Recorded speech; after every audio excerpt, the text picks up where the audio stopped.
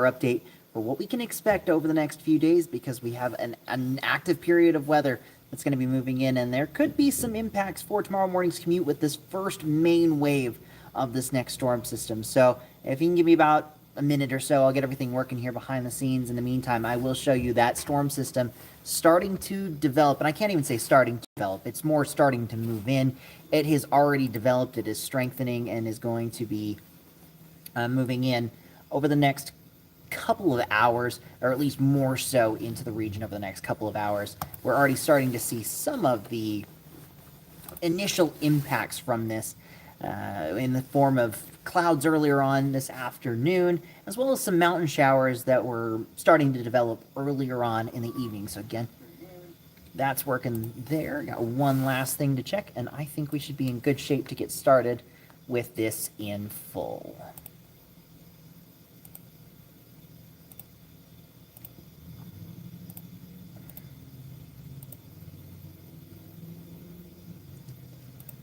I think we're in good shape there. And that we are. All right, perfect.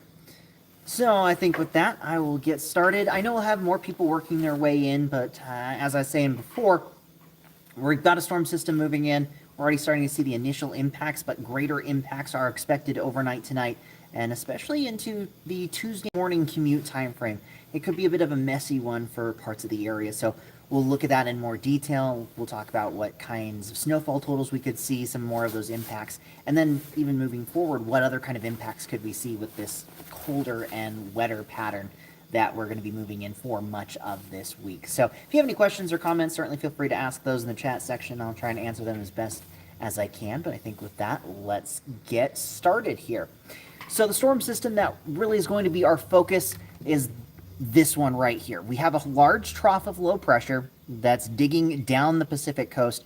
We're going to have multiple storms that essentially move around this trough of low pressure as it starts to settle into our region. The first of these storms is this one moving in to our areas. We've got a lot of these whites and teals, these higher clouds, a little bit more moisture to work with, moving through parts of southeast Oregon, Nevada, Idaho, and eventually that's going to be moving in over the next couple of hours into the region. But this trough is going to be a player in our weather for much of this week. Now, temperatures are going to be important tonight. As we see them right now, 30s and 40s. We're above the freezing mark, and that's going to continue for a few more hours. But again, those temperatures are going to be very important as a strong cold front moves into the region and really brings those temperatures down as we go throughout the night. So right now, 37 in Kalispell, Missoula, 40 in Butte, 42 Bozeman, and 43 down in Dillon. And going right into future, or not even future tracker, but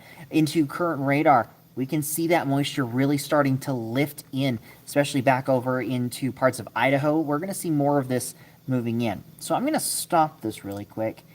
Oop. Let me go back there.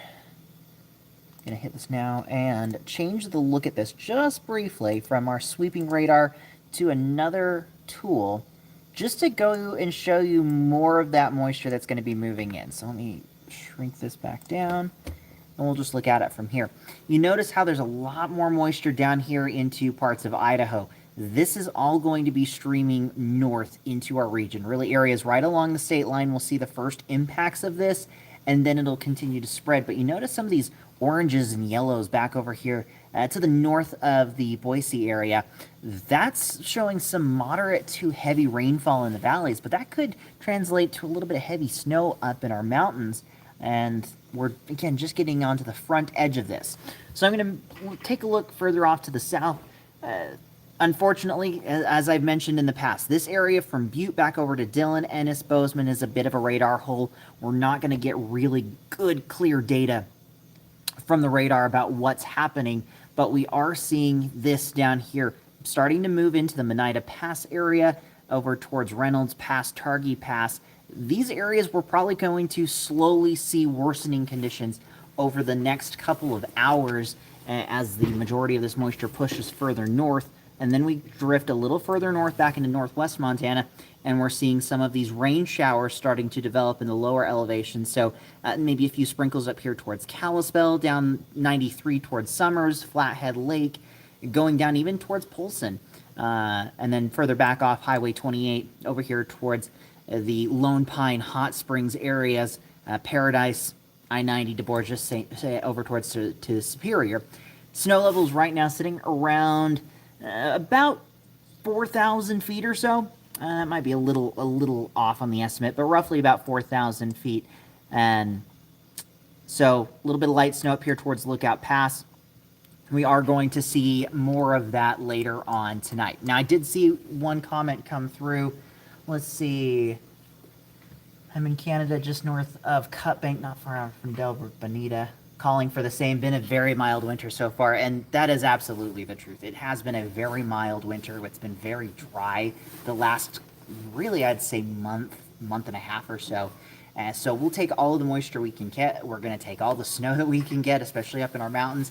Yes, this is probably going to lead to some travel impacts, but honestly, I think moving forward, this is more of what we need to see as we continue through the rest of the winter, this last bit of winter moving into spring. So we'll take all the moisture we can get. Same thing, sending it a little bit further north as well. The nice thing is, and I'll show this on Future Tracker here in just a second, the way that this is going to pass through the area from southwest to northeast around that trough of low pressure. So in general, that's what we're looking at right now in those conditions.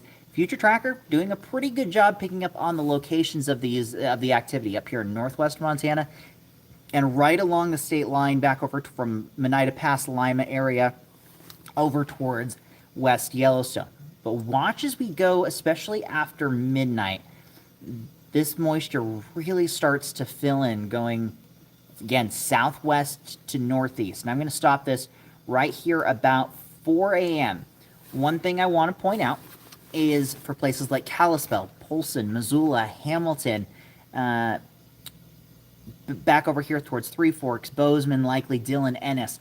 You're seeing the greens here. This will likely start off as rain in our lower valleys until that cold front gets here. Once that cold front arrives, that's when we could see that very quick transition over to snow.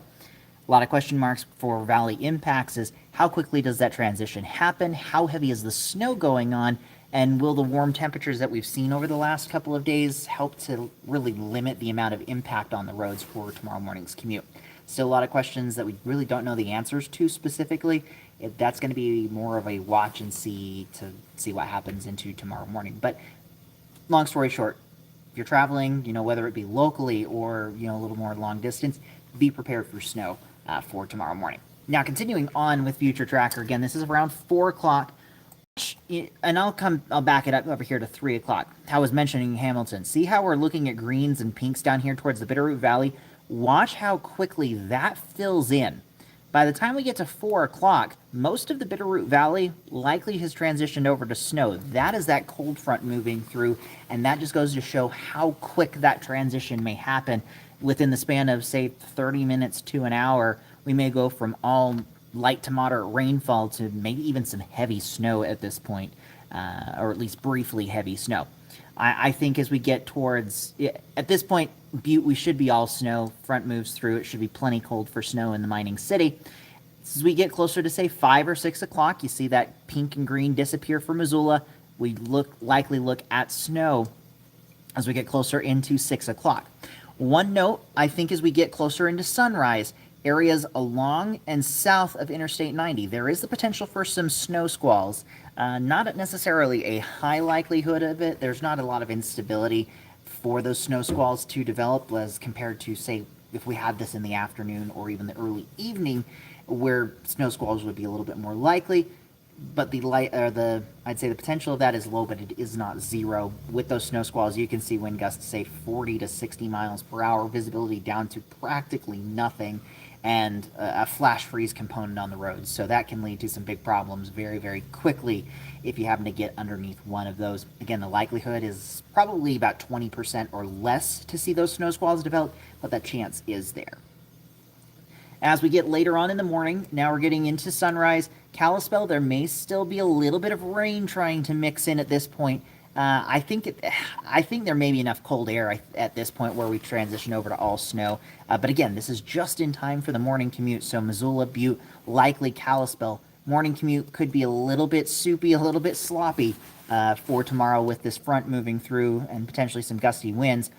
But you notice Bozeman, for example. We're likely still at this point in the rain, potentially not even seeing a whole lot of moisture. So Bozeman is one area that may not deal with as much in the way of impact, at least for the morning commute, from this storm system as compared to the rest of the area. And also the amount of moisture is a little bit less down here as well. But even then, we may see that quick transition over to snow.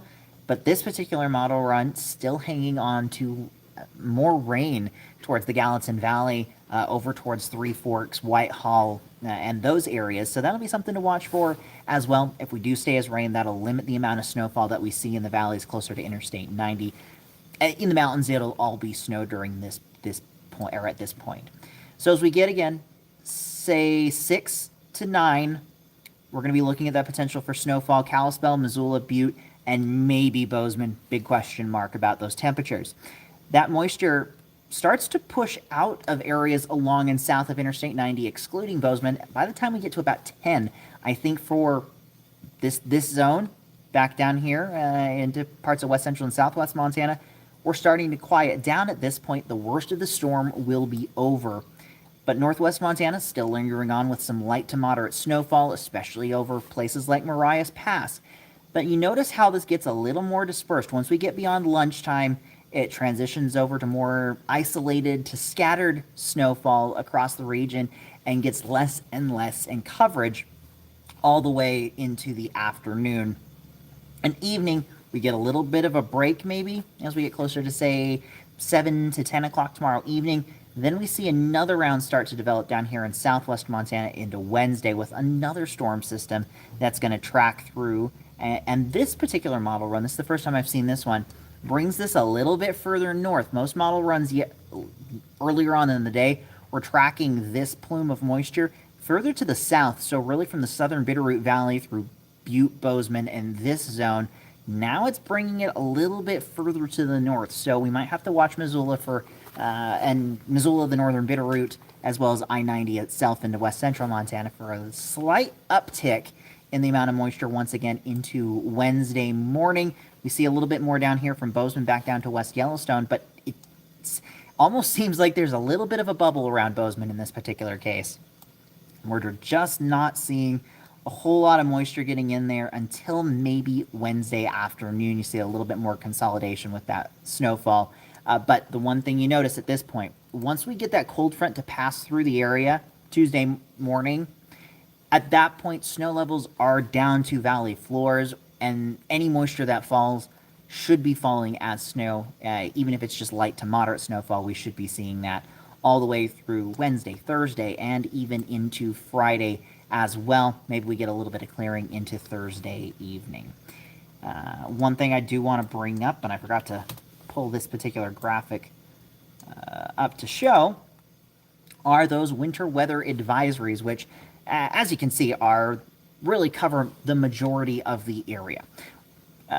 These will all be going into effect throughout the rest of the evening and into the overnight hours. I think most of these along the state line are already in effect, but we'll see more of these going in, say, about 2, 3 o'clock in the morning as that next and main wave pulls through the region. The areas that are excluded from the winter weather advisories, at least for right now, Missoula and Bitterroot Valleys, areas down into parts of Beaverhead and Madison counties, so Dillon, then back over towards, say, Sheridan, Twin Bridges, Alder, Luray, Addison River Valley, Cameron, Norris, McAllister, back down towards Ennis, and then the I-90 corridor areas east of Homestake Pass, so over towards Whitehall, Cardwell, Bozeman, Three Forks, Belgrade, and then further east from there over towards Livingston. But elsewhere, winter weather advisories all in effect through 5 p.m. That's going to be through 5 p.m. Tuesday afternoon. Conditions will start to quiet down at that point, but we won't completely get rid of the moisture. So you may be asking yourself, how much snowfall are we going to see from this storm system?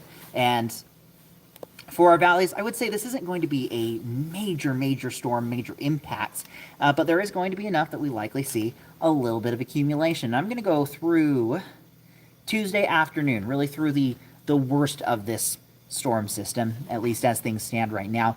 As you can see, most of our valleys, we're probably talking a dusting upwards to maybe 3 inches or so, maybe 4 inches on the high side. This is just through tomorrow evening. Now, most of the storm totals that I've been posting, but the National Weather Service has been talking about, continue all the way through Thursday morning, and that's how far I went into Future Tracker. I will say, Kalispell, you may be a tad overdone. I think we're still probably going to be in that 1 to 4 inch range. I think 3 to 6 may be a little bit high, but again, 3 to 4 on the bottom end of this range. Can't rule that out. So again, I think up to 3 inches, maybe an isolated 4-inch total can't be ruled out. But moving forward and continuing that into Wednesday, Thursday morning, with the just continuing potential of some snowfall, we're going to be looking at, in general, 1 to 4 inches of accumulation for our valleys, with some isolated heavier totals, again, towards the Sealy Swan Valley, maybe up towards Kalispell, and of course, West Yellowstone being at a much higher elevation, we could be talking 6 to probably 12 inches. This may be, again, a tad overdone, but more likely to see these types of totals down towards West Yellowstone, where you're going to be closer to that second system, depending on how it tracks further off to the south down through parts of Idaho, Utah, and Wyoming.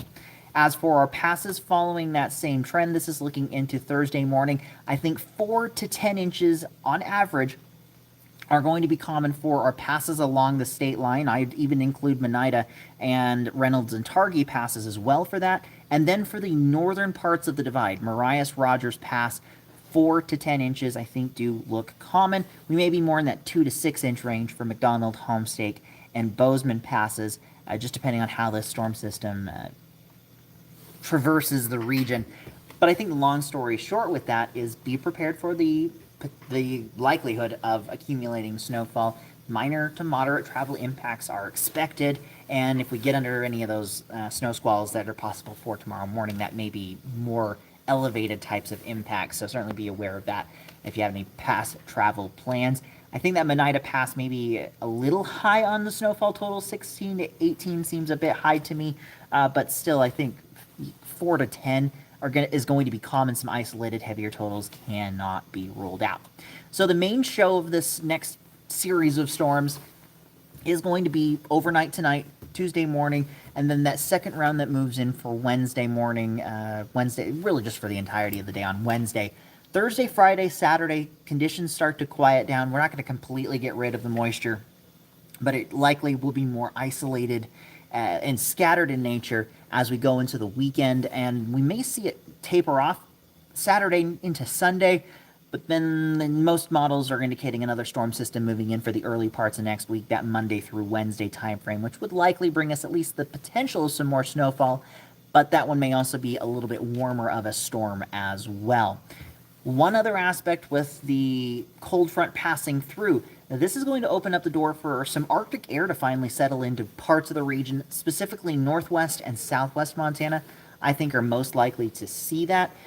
Going from Tuesday into Wednesday, 36 for that high Tuesday, 22 for Kalispell as we head into Wednesday, and most of the area we are going to see those temperatures dropping back down into the 20s and 30s for Wednesday and Thursday. But there is also going to be a wind chill factor Tuesday night into Wednesday, and I'll show you that here.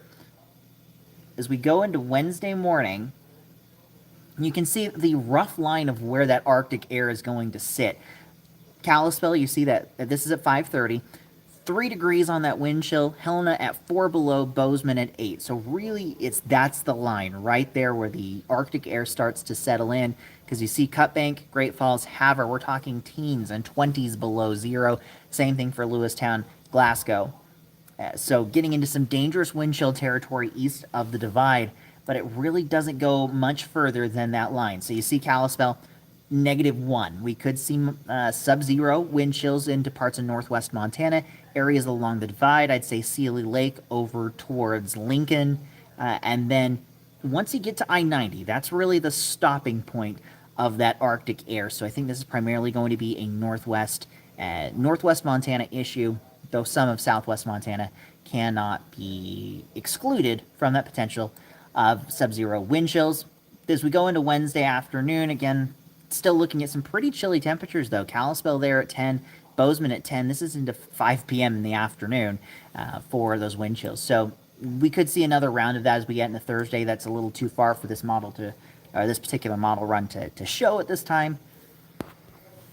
But still, sub-zero temp or sub-zero wind chills, air temperatures, we're probably talking single digits, low teens for much of the area. And as weird as this may seem, that's some of the coldest air we've seen so far this year. Again, we mentioned how mild it has been. That continues, and we're finally getting a little bit more of a taste of winter, but really it's just going to be a taste of that Arctic air, not like what we have seen in the past. There is still the potential we could see that at some point, but the further we go into February and go into March, the less and less likely it'll be for us to get one of those very significant cold snaps. I'm not going to say it's a 0% chance, but it gets a lot lower.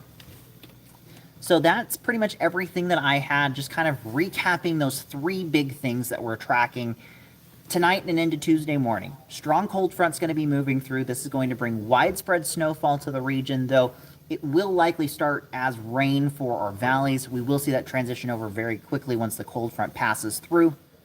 There may even be the potential of snow rates of 1 inch to 1.5 inches per hour. So some very heavy snowfall will be possible for a brief period of time. This is where that isolated snow squall threat comes through, especially for areas along and south of Interstate 90. If we do see those snow squalls, we're probably talking right around the morning commute. Those can create some very significant travel issues, for flash freeze on the roads, but also the potential of near whiteout conditions. That snow will slowly start to taper off as we get into Tuesday afternoon and evening, but that's when the Arctic air moves in primarily into northwest Montana. That's where I have my biggest focus. And that continues through Wednesday morning. Could be talking about the potential of some sub-zero wind chills up towards Kalispell, West Glacier, Hungry Horse, then over towards Seeley Lake, Lincoln, and maybe even as far south as places like Butte and Bozeman. Still a lot of question marks about how far south that goes, but something we'll be keeping a very close eye on. So I think with that, I am going to start wrapping things up, getting ready for the 10 o'clock show.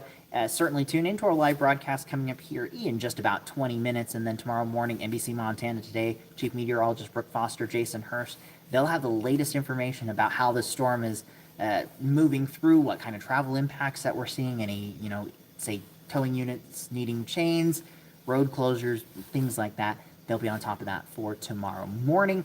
And then if you have any photos or videos of the snow that we see overnight tonight into tomorrow morning, if you can do so safely, certainly feel free to share those photos and videos with us, nbcmontana.com/chime in, and we may be able to use those on air, and you might be able to see them on air and online over the next couple of days. And that offer, or that ask for chime in, that continues all throughout this week with that continued chance of some more snowfall. So big change from what we've been seeing over the last month to a month and a half, finally getting some winter weather in here, and not necessarily like the biggest storm that we've ever seen by any means, not looking at significant impacts, but it is a change back to the norm of what we would expect for the middle parts of February. And with that, I'll even say this, maybe some people are a little off their guard when it comes to driving.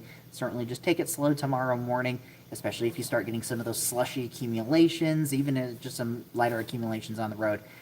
Just be aware of that as you're heading off to work or to school for tomorrow morning. Wherever you may be going, just be aware of those changing weather conditions. So I will see you all on the next one. Might do another one of these for tomorrow. We'll see how things all play out. I might do one just because of the wind chill factor as we get more information on where that cold air is sitting. But we'll go from there. I will see you all on another one of these later on throughout this week. So have a great night, have a safe night, and a safe day tomorrow, and I'll see you all in the next one. With NBC Montana, I'm meteorologist Mitchell Combs.